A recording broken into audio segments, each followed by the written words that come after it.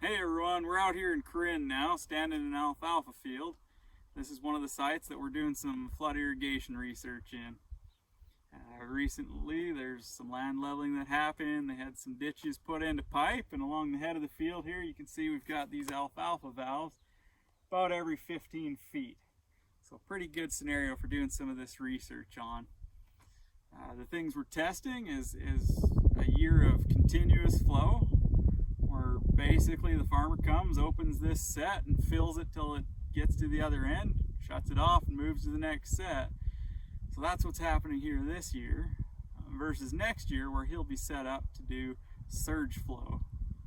And we're doing a lot of different measurements with the water, including some soil moisture testing stations that we have along the length of the field.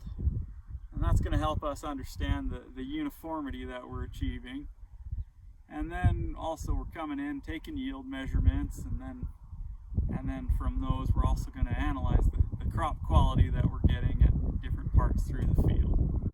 So what the research is often showing happens with continuous flow is that you end up with a profile that looks something like this.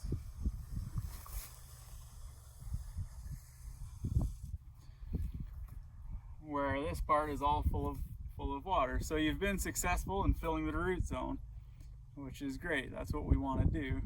But on a part of this field also we've overwatered. We've got all this water that's beyond the root zone. It's not really doing us any good, and in some cases can actually do some harm.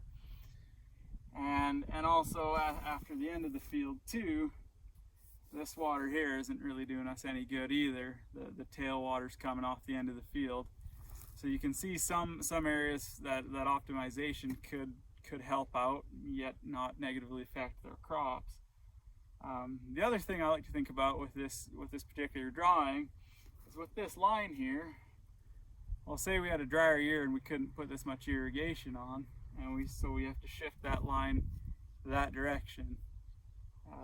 Where our ability to irrigate that entire root zone is now more limited, and we actually might miss some of our money-making root zone here. Now, what the research is suggesting with surge irrigation is that you can end up with a soil moisture profile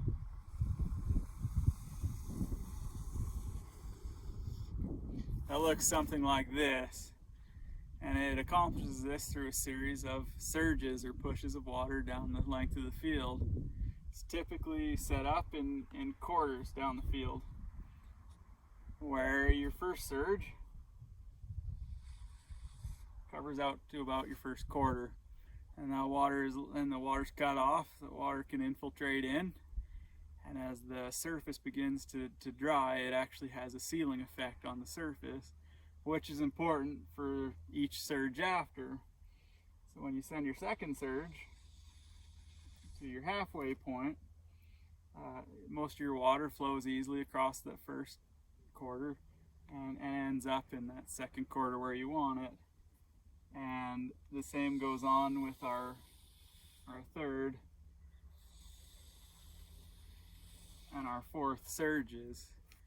If additional depth is desired, you can run soaking surges after that, where water is run most of the length of the field, and those will actually continue to push the water deeper into your soil moisture profile. So in the correct scenario, we can see how surge irrigation can really help you make your water go further. We can eliminate this deep percolation that we have going on here, and we can cut back on the tailwater we have going on there. But also, often the studies are showing just that your uniformity across the field is significantly improved. Now, with any of these irrigation technologies we've been talking about today, there isn't a silver bullet. There's not something that's going to work the best every time, every place. There's going to be scenarios where continuous flow is going to be the ideal situation for that operation, and there's going to be areas where surge flow is really going to be able to have some benefits. And because of this, we're doing this research on multiple farms here in Utah to see the positive effects that it might have.